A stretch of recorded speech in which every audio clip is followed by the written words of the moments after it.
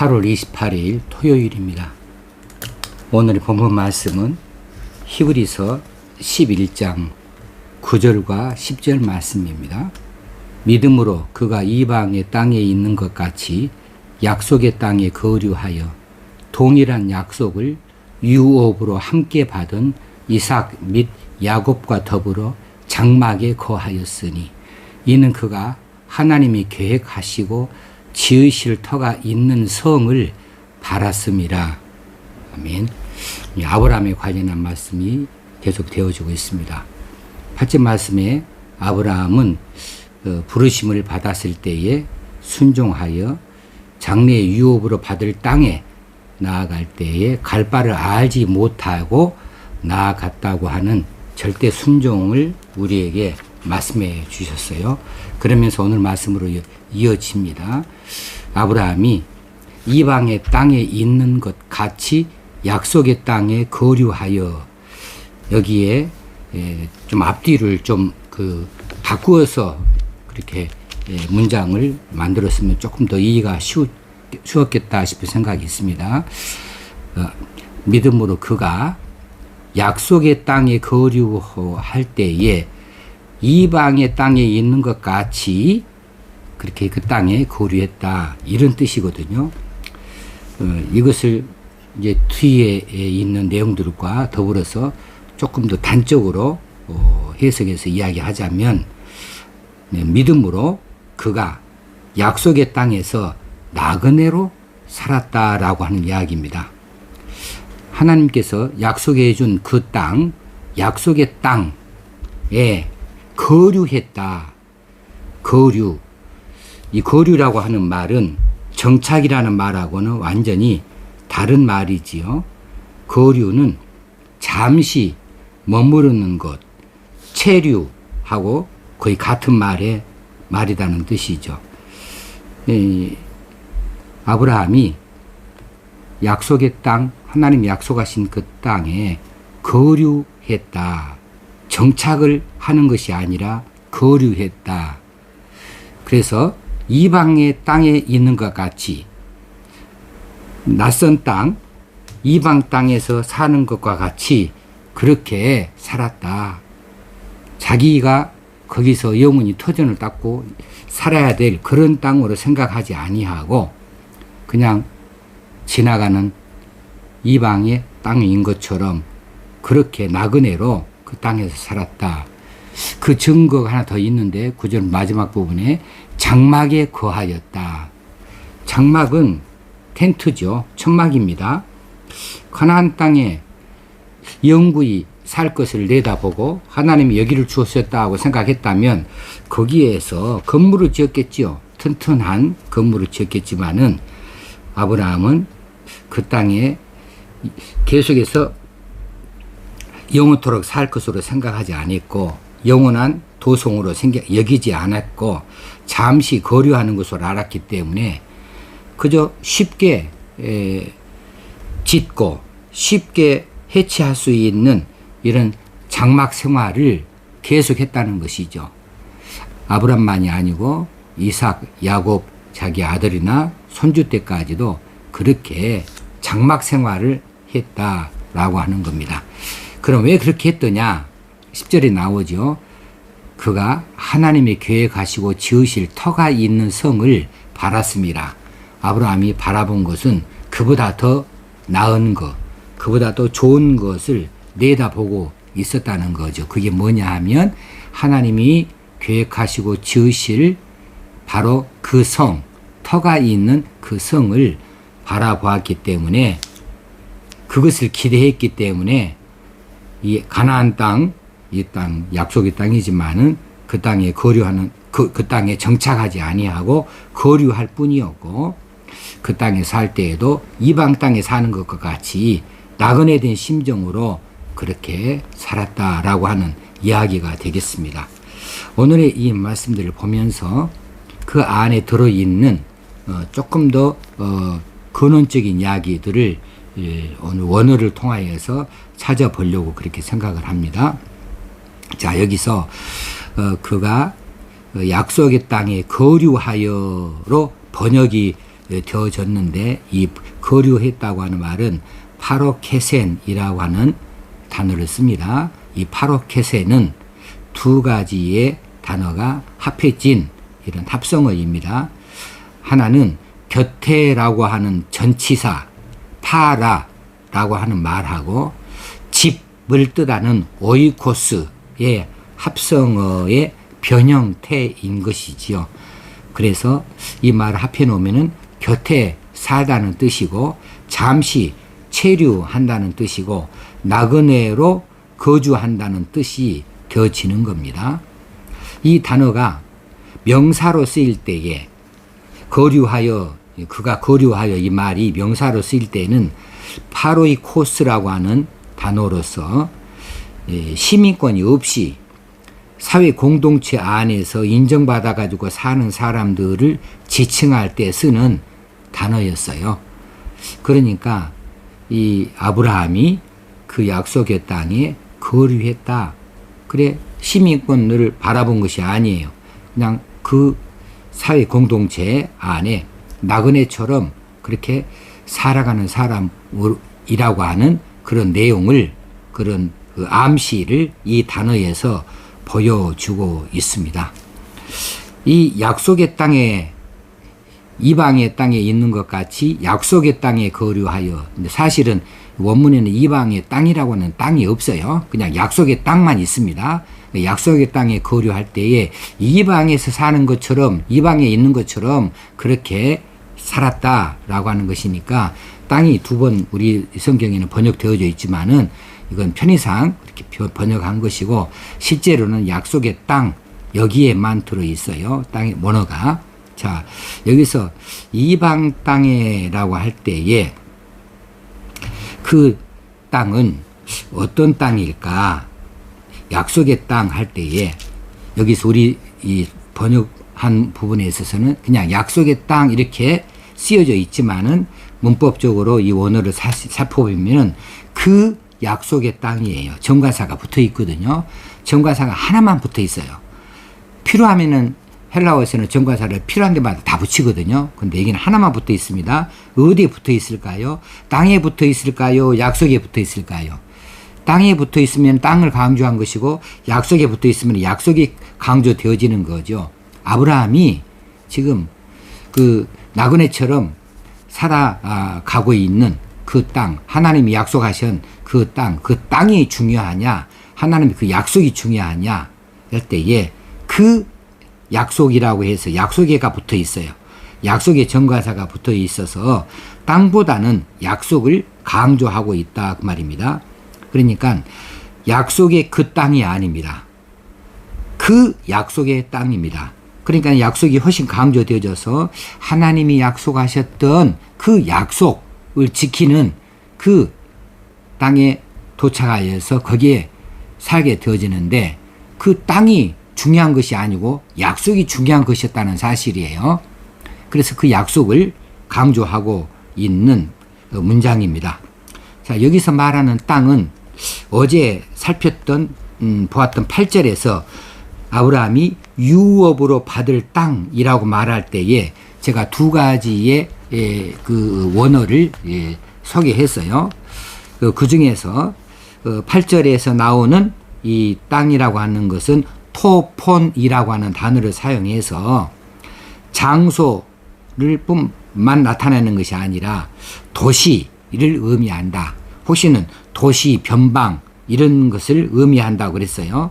그 도시는 이미 사람이 살도록 형성되어진 장소가 바로 도시가 아니겠습니까? 땅이라고 하는 것은 그런 형성되어진 것은 아니고 이제는 거기에서 뭔가를 이룰 것을 전제로 하고 있죠. 곡식을 심든지 양을 치든지 사람이 집을 짓든지 간에 그런 뜻에서 이 약속의 땅을 말할 때에 토폰을 8절에서는 사용을 해서 유업으로 받을 땅이 하늘 도성을 암시한다고 그렇게 어제 말씀을 드렸는데 오늘 본문에 나타나는 약속의 땅에서 이 땅은 어제 소개한 것처럼 개예요. 개.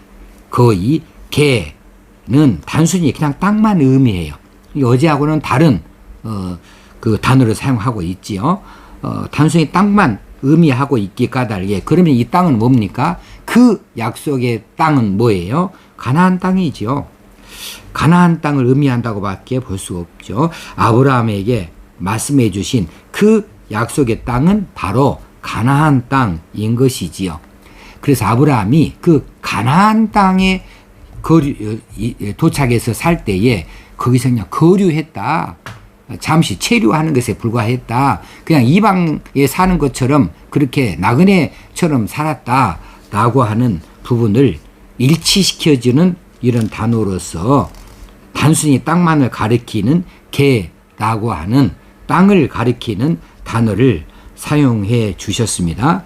자, 그 가나안 땅은 이제 어제 유업으로 받을 땅 할 때에 하늘 도성을 암시한다고 그랬는데 그게 이제 궁극적으로는 거기까지를 말해 주고 있는 것이죠. 하나님께서는. 그래서 이 가나안 땅이라고 하는 것은 하늘에 있는 것의 모형이요 그림자라고 하는 사실입니다.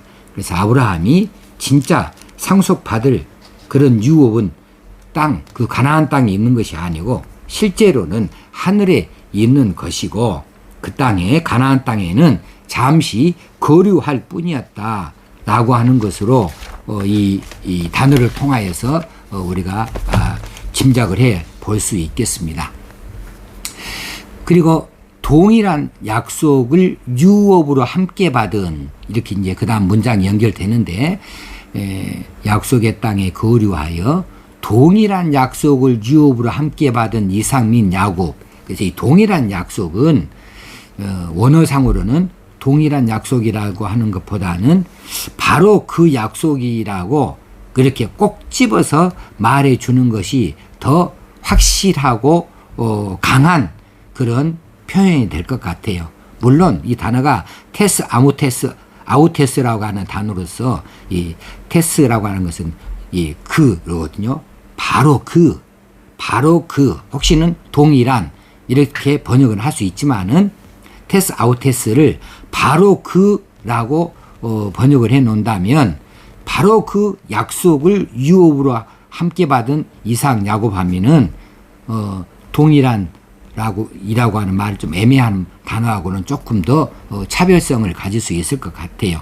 자, 유업으로 함께 받은 했을 때에 여기는 톤 쉔클레로 노몬이라고 하는 말을 써요. 공동 상속자들입니다. 공동 상속자를 가리킬 때에 이 단어를 써요. 그러니까 우리 성경에서는 공동 상속자라고 번역을 하지 아니하고 유업으로 함께 받은 이렇게 표현을 했지요. 이 단어가 톤 쉔클레로 노몬이라고 하는 단어가 바울이 사용했을 때는 어디다 사용하느냐 하면 성도들과 그리스도와의 관계를 말할 때에 이 단어를 갖다 썼어요. 그러니까 우리 함께 하나님 나라를 상속받을 이런 관계라고 이렇게 바울이 갖다 쓴 경우가 있었습니다. 자, 아브라함은 이삭과 야곱과 함께 하나님의 약속을 유업으로 받은 공동 상속자들입니다. 그렇듯이 우리 성도들이 모두 다 그리스도의 공동 상속자들이다라고 하는 말씀이 로마서 8장 17절 참고하시면 되겠어요. 자, 바로 그런 이야기입니다. 동일한 약속. 하나님께서 가나안 땅을 그리고 궁극적으로는 하나님 나라를 유업으로 주셨는데 아브라함에게 그 유업을 함께 받은 공동 상속자로서 이삭도 있고 야곱도 있다고 하는 사실이지요. 그런데 그들이 공동으로 다 똑같이 그렇게 유업을 함께 받았기 때문에 이삭도 야곱도 장막에 거하였다.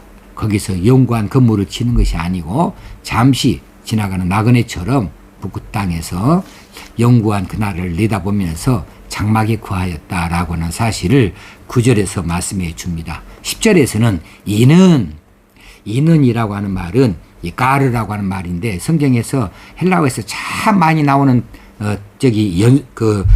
접속사예요. 이것은 어떤 이유를 말할 때 쓰는 왜냐하면 이런 뜻이죠.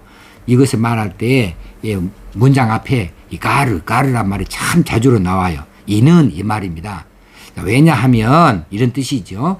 아브라함이 왜 약속의 땅에서 나그네처럼 살았는가 하면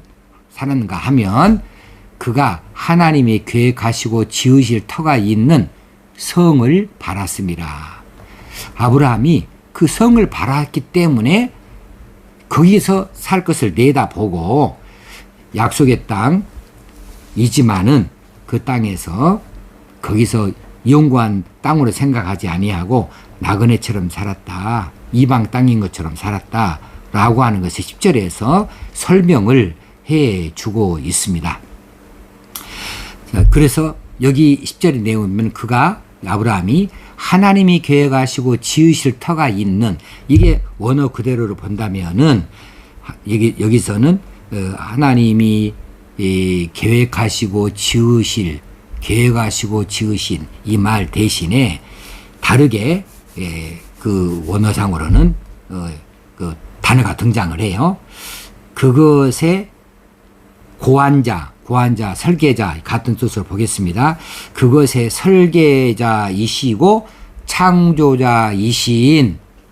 창조하시는 그 하나님의 터가 있는 성을 바랐습니다. 그렇게 볼 수 있겠어요. 그래서 이 계획한다, 우리 성경에 계획이라고 번역을 했는데, 이 계획은 이제 원어로는 테크니테스로서 기술자를 말합니다. 우리 영어로는 테크니시안이라고 하는데 여기서 나온 말이죠. 테크니테스. 혹시는 기술자나 혹시는 설계자나 혹시는 디자이너나 이런 사람을 말할 때에 이 단어를 쓰는데, 우리 성경에서 이것을 계획하시고 이렇게 그 동사처럼 썼어요. 그리고 지으실, 이 단어는 데미우르고스라고 하는 단어를 썼습니다. 이것은 공적인 사역자, 혹시는 숙련된 장인입니다. 하나님께서 계획하시고 설계하시고 지으실 터가 있는 그 성을 바랐습니다. 이렇게 해석해 볼 수 있어요. 그것이 어디겠습니까? 바로 하나님 나라죠. 이것을 하늘 도성이다. 히브리서의 식으로 말한다면 하늘 도성입니다. 하늘 도성. 하나님에 의해서 고안되어졌고 설계되어졌고 만들어진 그런 바로 그 땅, 그 터가 있는 그 성은 바로 하나님 나라가 되겠지요. 그 하나님께서는 이렇게 아브라함이 바라보는 그 약속의 땅을 가나안 땅만이 아니고 하늘의 도성, 하나님 나라, 천국을 계획하시고 지으실 것을 말씀을 해 주셨고, 아브라함은 그 약속의 땅을 생각할 때 거기까지 바라봤다는 뜻이에요. 지으실 터가 있는, 여기서 또 터가 문제인데, 이 터는 무슨 뜻이냐 하면, 터가 있는 이 말은 그 기초들을 가진 이런 뜻이에요. 그 기초들을 가진, 그러면 이 기초는 무슨 기초입니까? 예수 그리스도의 터이죠. 예수 그리스도가 기초가 되어지는 그 성을 바랐습니다. 예수 그리스도가 기초가 되어지는 성이라 그러면은 예수 그리스도의 구원의 방편이 아니겠습니까?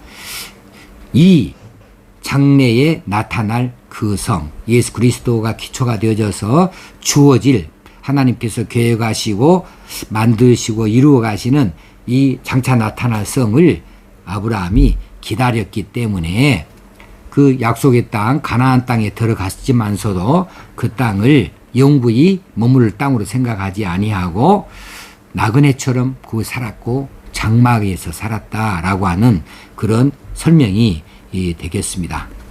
자, 하나님께서 계획하시고 지으실 바로 그 터, 그리고 그 성, 이것은 우리가 바라보고 우리가 기다리는 바로 그것과 동일한 것이죠. 지으실 터가 있는 이 터는 예수 그리스도를 말미암아서 얻어지는 것이고, 그것을 통해서 이루어지는 그 성은 하늘의 성입니다. 하늘의 도성입니다. 그것을 아브라함은 내다봤다는 거예요. 장래에 있을 그 일들을 내다봤어요. 이것을 바랐음이라라고 썼습니다. 바랐다. 이 바라다는 말은 큰 기대를 가지고 미래의 일을 환영하고 적극적으로 기다렸다는 것을 강조하는 그런 단어로 씁니다.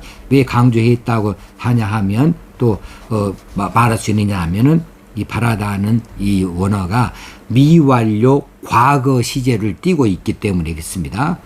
그러면은 미완료이니까 계속 진행하고 있다는 거죠. 지속적으로 진행하고 있다는 것이. 그러니까 이것은 적극적으로 바란다는 것을 설명해 주고 있습니다. 그러니까 우리 번역본 성경만이 아니고 문법적인 구조를 보면서 그 안에 들어있는 숨어있는 뜻들을 함께 살피는 것이 성경 공부할 때에 또 성경을 풀이를 할 때 매우 소중한 일이 아닐 수가 없습니다. 예를 들어서 아까 계획하시고 지으실 그럴 때에 하나님께서 계획하시고 지으신다, 뭐 설계하시고 또 창조하신다 할 때에 지으신다고 하는 뜻을 할 때에 데미우르고스라고 하는 이 단어를 이제 아까 말한 대로 공적 사역자, 숙련된 장인이라고 그렇게 했는데, 이것은 요세푸스나 필로의 경우에는 두 분 다 유명하신 그런 요세푸스는 이제 그 역사학자이고 그리고 필로는 철학자이죠. 이분들은 자신들의 저서에서 우주의 창조자로서 하나님을 언급할 때에 사용하는 단어라고 그래요. 이 단어가. 그러니까 하나님이 지으시는, 이것은 우주를 지으시는 것이고, 또 하나님께서 우리를 위해서 예비하시는 예수 그리스도를 통하여서 들어갈 수 있는 하나님 나라를 내다보는 단어다, 이렇게 볼 수 있는 거죠. 그래서 단어 하나하나가 매우 소중하고 문법의 구조도 매우 소중하다, 이렇게 볼 수 있겠습니다. 오늘 말씀이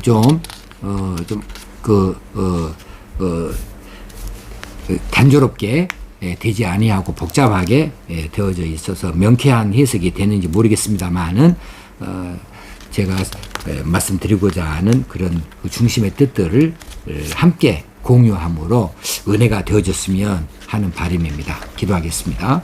하나님 아버지, 아브라함이 믿음으로 약속의 땅에 도착하여 살 때에 믿음으로 그 땅에서 정착하여 영구히 살 것으로 생각하지 아니하고 나그네로 살아가듯이 실제로 내다보는 그 하나님 나라가 있었음을 저희들이 보게 되어졌습니다. 우리가 이 땅에 살면서 우리가 이 땅이 다인 것처럼, 이 땅에서 아주 천년만년 살 것처럼 돈 하고 살고, 또 이 땅에서 모든 세력을 하고 싶은 대로 다 갖고 펼치고 그렇게 살기를 바라는 우리들의 어리석음을 깨닫게 하시고, 우리도 아브라함처럼 내다보는 이런 믿음들이 있게 하여 주시옵소서. 이 땅에서 아무리 힘들어도 잠시 지나가는 과정에 불과한 것이고, 이 땅에서 아무리 영화를 누려도 잠깐 있다 없어지는 것이고, 결국은 하나님 앞에 서게 되어지고 하나님께서 예비하신 그곳에서 영구히 사는 저희들이 되어지는 것을 늘 잊지 아니하고 살아갈 수 있게 하여 주옵소서. 믿음을 간직하고 하나님의 영광을 돌려드리는 삶을 살 수 있게 하여 주옵소서. 코로나를 속히 우리 하나님이 다 물리쳐 주시고 우리 정상적으로 우리의 삶이 회복되어질 수 있기를 원합니다. 교회도 속히 회복되어져서 하나님의 영광을 드러내는 귀한 일들을 잘 감당해 나아갈 수 있도록 도우시옵소서. 예수님의 이름으로 기도합나이다. 아멘.